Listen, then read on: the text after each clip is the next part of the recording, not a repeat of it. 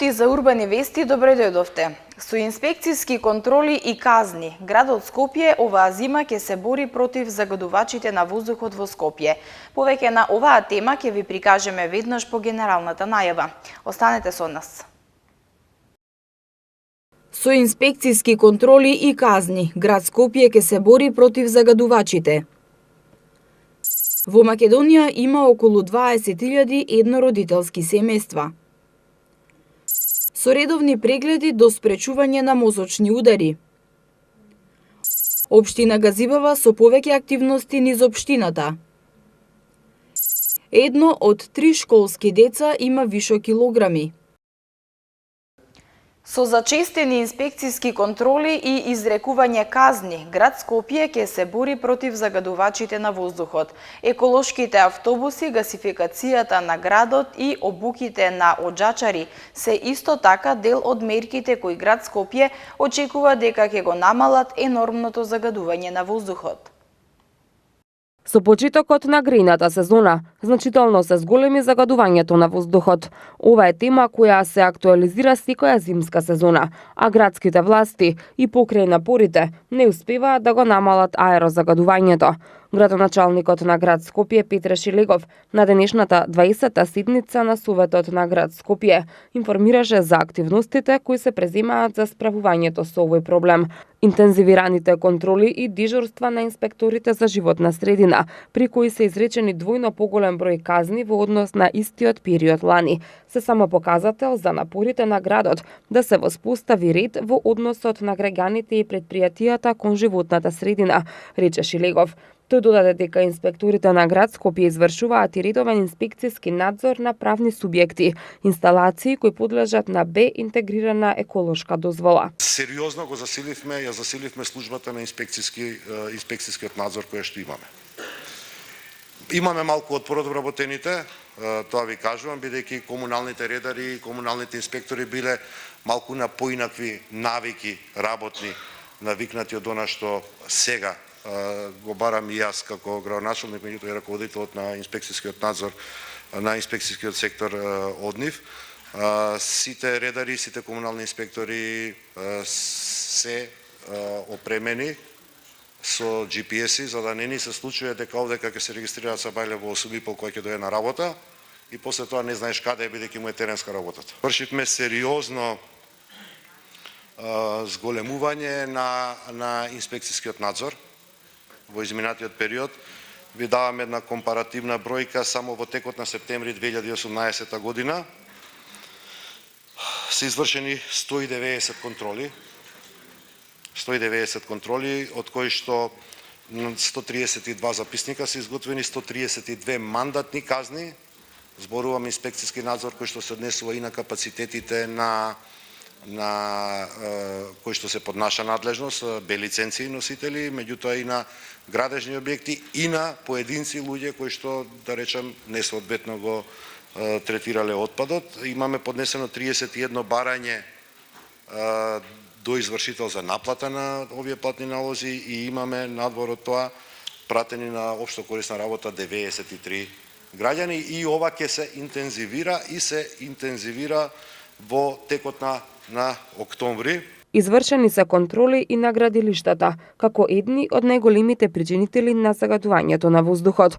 Еколошките автобуси, субвенциите за обука на оджачари и чистењето на оджаци, како и гасификацијата, се исто така дел од адутите кои градот ќе ги употреби против загадувањето. Превземавме действие овде, знаете сами, го основавме градски енергетски системи како предпријатие кое што треба да се бави со два сегмента. Едниот сегмент е гасификација на градот Скопје и вториот сегмент е превземање на управување со топловодната мрежа со цел да може градот да биде креатор на енергетската политика на самиот град. Градот, иако нема ингеренции, го изготви законскиот текст за еколошко мапирање на возилата, истото го понуди на соодветните Министерство за економија, Министерство за внатрешни работи. Кажав, мислам, на една од седниците дека тоа е во владина процедура и очекувам дека собранието консензуално ќе донесе еден таков закон. Идејата е да знаеме кои од возилата во колка мера го загадуваат, сообраќајот, го загадуваат воздухот кога се во сообраќај, меѓутоа да се даде и административна можност на градската управа или градоначалникот да врши редукција на сообраќај на определен вид на возила кои што го загадуваат. Тоа ние како град влеговме во циклус на обнова на флотилата на јавното сообраќајно претпријатие и во теке постапката, мислам дека ја напоменав, за набавка на автобуси на газ, кои што очекувам дека во втората половина на наредната година веќе ќе бидат дел од флотилата на градските. На седницата на Советот на град Скопје, на која најголем интерес предизвикаа прашањата околу загадувањето на воздухот, беше изгласана и одлука за отстапување на нафтени деривати на јавното претпријатие Македонија Пат и на општина Кратово. Во населбата Железара почна асфалтирањето на улицата Гемиџиска. Од општината се надеваат дека ќе наидат на разбирање од страна на жителите, бидејќи улицата повремено ќе биде блокирана за движење во одредена насока, поради изведување на градежните активности. Во општина Газибова се одвиваат на повеќе локации неколку активности. Во населбата Железара почна асфалтирањето на улицата Гемиџиска. Во следните денови екипите ќе работат на целосно асфалтирање на оваа улица, при што може во повремени периоди улицата да биде блокирана за движење во одредена насока. Од општина Газибова апелираат за разбирање од граѓаните, додека траат градежните активности. Исто така, градоначалникот на општина Газибова Борис Георгиевски, заедно со директорот на јавното претпријатие Паркови и зеленило Адријан Муча, го посети финскиот парк во Газибаба. Општината, заедно со јавното претпријатие Паркови и зеленило, во иднина целосно ќе го реконструира овој парк во нов, модерен и убав зелен простор, кој ќе биде ново катче за граѓаните на општина Газибаба. Од општината додаваа дека обновен ќе биде и паркот за миленици со поставување на нови реквизити. Планирана исто така е и реконструкција на спортските и детските игралишта во паркот, како и замена на јавното осветлување. Со редовни контроли може да се спречи настанувањето на мозочен удар. Пораката на невролозите е граѓаните редовно да одат на прегледи, бидејќи мозочниот удар не е проблем само на повозрастните луѓе. Треба да се потенцира дека мозочните удари може да им се случат и на оние кои не навлегле во 45-тата година од животот, и тоа почесто кај жените отколку кај мажите. По повод одбележувањето на Светскиот ден за борба против мозочен удар во општина Газибава се одржаа активности. Медицински екипи вршеа мерења на шеќерот во крвта и крвниот притисок на вработените од општината. Во општина Газибава се одбележа Светскиот ден за борба против мозочен удар. По тој повод на вработените во општината, медицински екипи им вршеа мерење на шеќерот во крвта, како и на крвниот притисок, а потоа од Сдруженијето на невролози одржаа предавање за превенција и третман на мозочен удар пред нивните колеги од клиниката за неврологија, како и пред вработените од општина Газибава. Нивната порака беше граѓаните да одат на редовни прегледи за да може да се спречи и ефикасно и брзо да се лечи мозочниот удар. Она што би можело да се каже за мозочниот удар е тоа што може секому да му се случи и не е проблем само на повозрастните луѓе.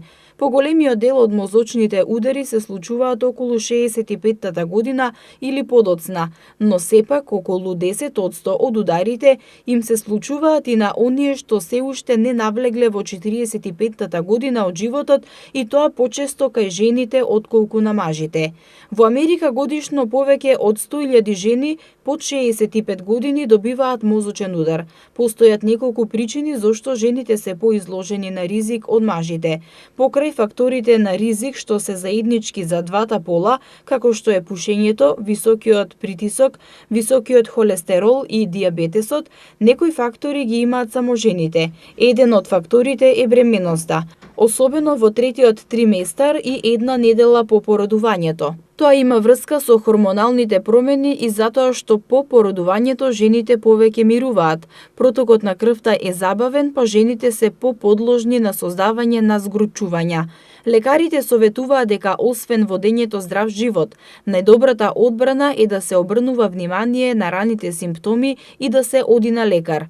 Некои од симптомите се чувство на слабост или втрнатост на едната страна на телото, проблеми со говорот, сериозни главоболки, губење дел од видот и она што треба да се знае е тоа што појавата на некој од овие симптоми значи дека треба веднаш да се оди на лекар.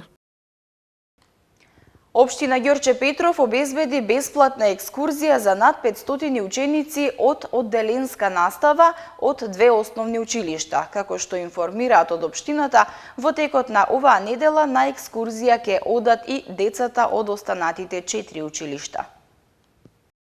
Над 500 деца од одделенска настава од две основни училишта денеска беа испратени на еднодневна бесплатна екскурзија во местото Пеленица во близина на селото Драчево.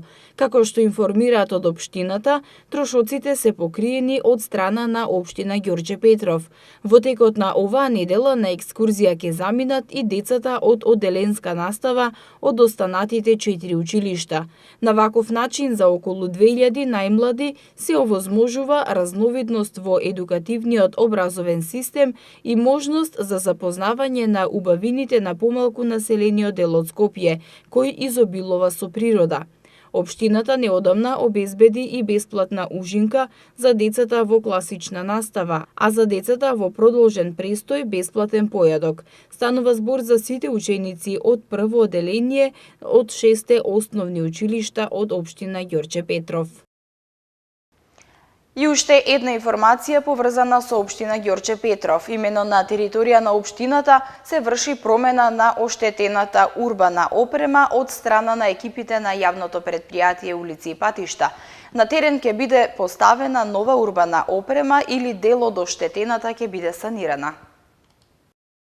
Во општина Ѓорче Петров активно се работи на подобрување на безбедноста на жителите. Деновиве екипите на јавното претпријатие улици и патишта интензивно работат на менување на оштетената урбана опрема од градските сообраќајници на територија на општина Ѓорче Петров. На терен се отстрануваат оштетените заштитни столпчиња, бекатон плочки од патеките, сообраќајни знаци и рабници од тротоарите. Според информациите од општината, на терен ќе биде поставена нова урбана опрема или дел од оштетената опрема што ќе биде санирана. Во 2019 година се очекува дефинирање на еднородителското семејство со цел да се даде јасна дефиниција што представува овој семеен конструкт. Од Сдруженијето Една може информираа дека во Македонија има околу 20.000 еднородителски семејства. Следната година се очекува дефинирање на еднородителското семејство. Во 2019 година ќе се отвори законот за семејство со цел да се интервенира во него и да се најде јасна дефиниција за тоа што представува овој семеен конструкт. Сепак, дефиницијата ќе биде дел од еден посложен процес на дефинирање на сите видови други семејства, кои постојат во праксата, а не се препознаени во законските решенија. На оваа тема денеска се одржа презентација на анализата за правата на самохраните мајки, која ја изработи Сдруженијето на самохрани родители Една може. Една од препораките во анализите е токму дефинирањето на третманот самохран родител и еднородителско семејство во соодветни законски норми. Непостоење адекватна дефиниција за самохран родител и еднородителско семејство представува основен проблем, но и појдовна точка за правилно препознавање и правен третман на овие семејства во Македонија, се наведува во анализата. Припадниците на овој тип семејство се обесправени, работите се недорегулирани и сето тоа прави проблем во остварување на основните граѓански права и поддршката што треба да ја добијат. Кога се говори за еднородителските семејства, речиси секогаш помошта се поврзува со материјалната, но не секогаш еднородителско семејство има потреба од материјална помош. При дефинирањето на еднородителското семејство треба точно да се прецизира што тоа значи. Председателката на Една може, Дороти Пачкова, истакна дека во анализата се обработуваат правниот и културолошкиот аспект на проблемот. Според досегашното искуство на Една може и емпириските податоци кои ги собираме години назад, уште од корените на нашите активистички и грасрут заложби, па се до денешните многу структурирани и современи истражувања кои ги спроведуваме низ целната група, заклучуваме дека се уште оние клучни проблеми кои сме ги зборували пред 2 и пред 3 години остануваат како проблематична точка во овие семејства. Тоа е непостоењето и проблематичноста во однос на постоењето на сопствен дом, неможностите за вработување поради непостоење на флексибилни типови на работни позиции, за кои па ние го создадовме социјалното предпријатие Една прави, неможностите за згрижување на децата во државни и јавни установи. Пачкова додава дека сивата бројка кажува дека во Македонија има околу 20.000 еднородителски семејства. На меѓународно ниво, големо мнозинство еднородителски семејства се мајка со дете или деца. Во Европа тој процент е 80% мајки со деца, а во Македонија процентот е уште поголем. Македонија е на врвот во групата земји во кои преваленцата на дебелина е над 30%. Едно од 3 школски деца има вишок килограми или е дебело, а тоа е многу висока бројка, а 3/4 од смртните случаи се должат на незаразни болести, информираат од Светската здравствена организација. Во Република Македонија 3/4 од смртните случаи се должат на незаразните болести. Нездравата храна не би требало да биде надвор од досегот на најсиромашните луѓе. Едно од 3 школски деца има вишок килограми или е дебело. Неопходна е физичка активност на учениците и промовирање и применување здрав начин на исхрана. Министерот за здравство Венко Филипче рече дека мора да се смени начинот на живот, затоа што, како што рече, се повеќе луѓе конзумираат високоенергетска храна со високи концентрации на заситени и трансмасти, сол и шекер, а се помалку овошје и зеленчук и не се физички активни. Нездравата исхрана во недоволната физичка активност има големо влијание врз големувањето на нашата телесна тежина и појава на дебелина. Ова е особено важно да се спречи кај децата, затоа што навиките и телесната тежина, стекната во детството, многу е веројатно да се пренесе во подоцнежниот живот, како возрасен, и со тоа да се придонесе за предвремена појава на одредени незаразни болести, како кардиоваскуларните и дијабетесот, истакна Филипче. Од Светската здравствена организација информираат дека Македонија е на врвот во групата земји во кои преваленцата на дебелина е на 30%. Едно од 3 школски деца има вишок килограми или е дебело, а тоа е многу висока бројка. Во училиштата во Македонија има 120 минути физичко, додека во Унгарија секој ден децата имаат 1 час физичко. Македонија има простор за подобрување на состојбата, за промовирање здрава исхрана и физичка активност. Од 2 до 27 ноември ќе се одржуваат 19-тите есенски музички свечености во организација на Дирекцијата за култура и уметност Скопје. Како што информираат организаторите, оваа година покрај домашните учесници ќе има и гостување на музичари од Унгарија, Полска и од Србија. Од 2 до 27 ноември ќе се одржуваат 19-тите есенски музички свечености, кои ги организира Дирекцијата за култура и уметност Скопје. Покрај домашни учесници ќе има и гостување на музичари од Унгарија, Полска и Србија. Организаторите најавуваат 9 програмски термини, пред се од класичната музика. Покрај концерти на класична музика, притежно од камерни ансамбли. И оваа година програмата е збогатена со друг музички жанр.